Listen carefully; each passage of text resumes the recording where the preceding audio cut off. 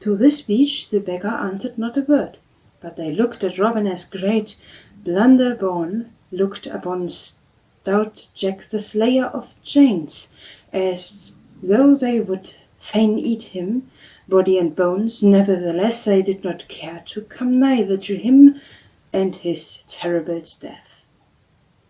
Then seeing them so hesitant, Robin of a sudden leaped upon them, striking even as he leaped. Down went the dumb man, and away flew the cudgel from his hand as he fell. At this the other ducked to avoid another blow, then, taking to their heels, scampered the one way, the other, as though they had the west wind boots upon their feet. Robin looked after them laughing, and thought that never had he seen so flat a runner as the lame man. But neither of the beggars stopped nor turned around, for each felt in his mind the wind of Robin's cudgel about his ears.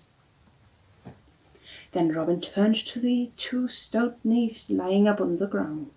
Quoth he, "These fellows spake somewhat about certain money they were taking to Lincoln. Methinkest may find it upon the stout blind fellow who hath as keen sight as ear a trained woodsman in Nottinghamshire or Yorkshire. It were a pity to let sound money stay in the pockets of such a thieving knave."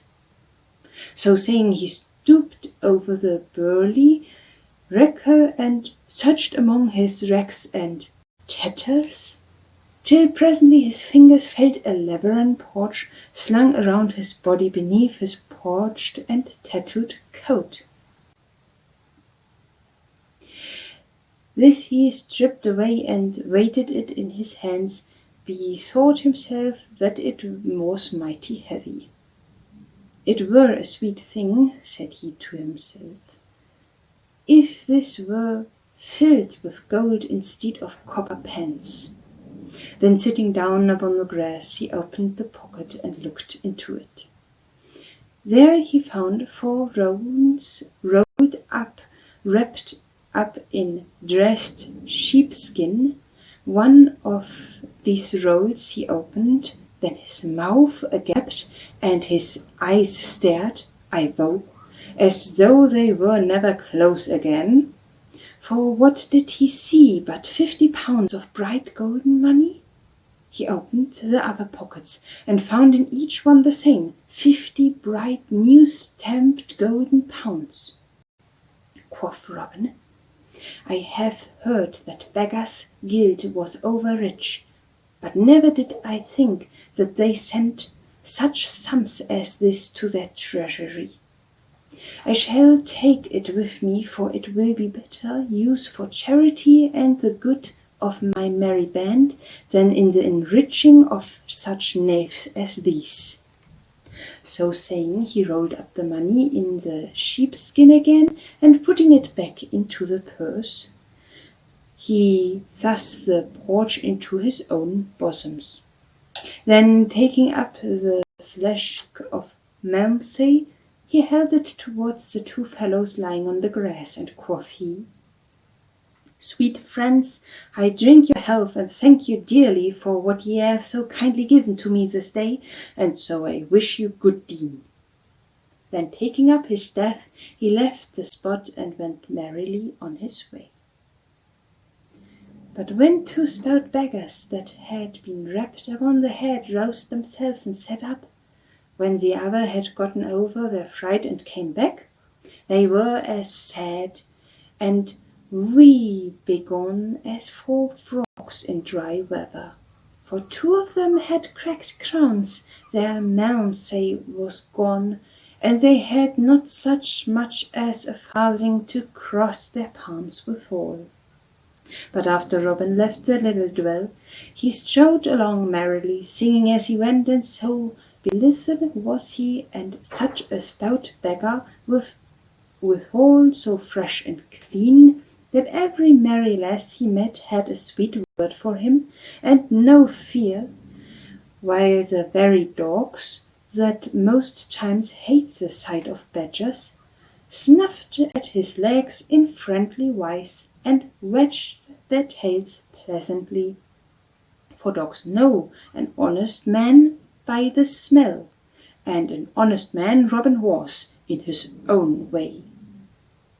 Thus he went along, till at last he came to the wayside cross nigh Ollenton, and being somewhat tired, he sat him down to rest upon the grassy bank in front of it.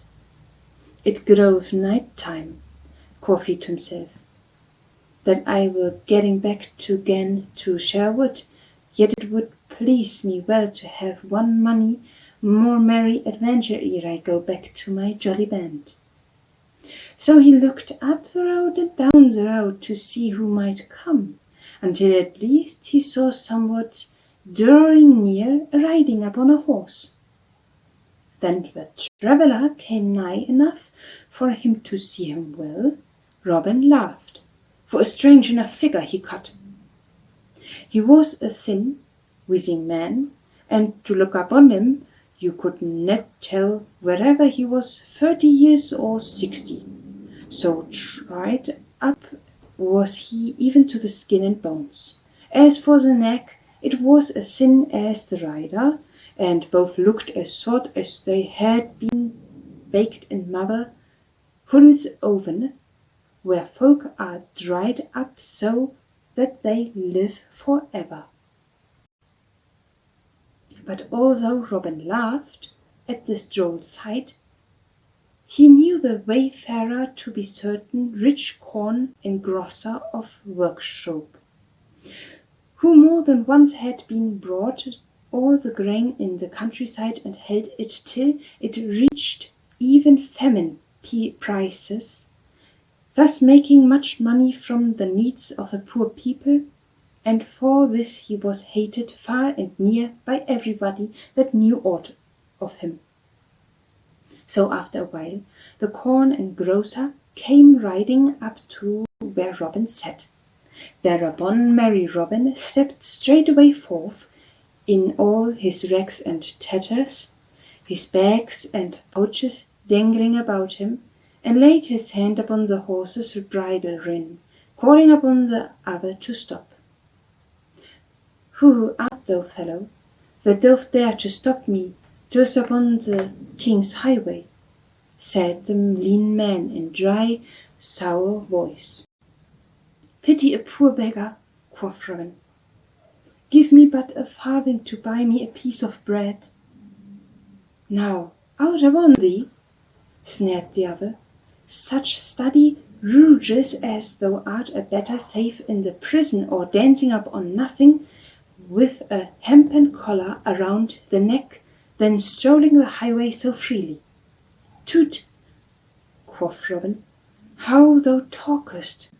Thou and I are brothers, man. Do we not both take from the poor people that which they can ill spare? Do we not make our livings by doing naught of any good? Do we not both live without touching palm to the honest work? Have we either of us ever rubbed thumbs over honestly grained farthings?